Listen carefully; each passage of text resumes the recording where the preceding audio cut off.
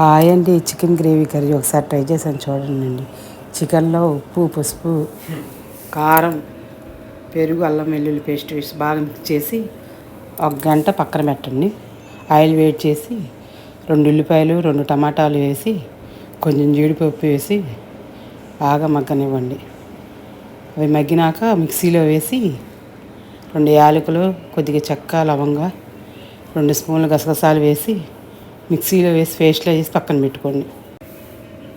Oil వేడయ్యాక 2 పచ్చిమిరపకాయల చీలికలు, 2 బిర్యానీ ఆకులు, సాజీరా వేసి అది కూడా వేగినాక మనం ముందుగా రెడీ చేసి పెట్టుకున్న పేస్ట్ని కూడా వేసి 2 మినిట్స్ వేగనివ్వాలి.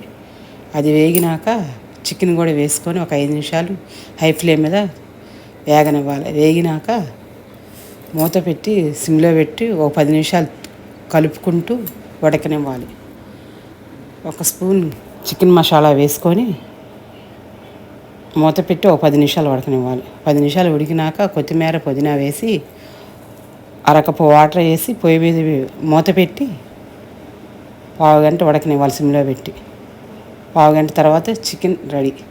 చికెన్ గ్రేవీ కర్రీ రెడీ అండి.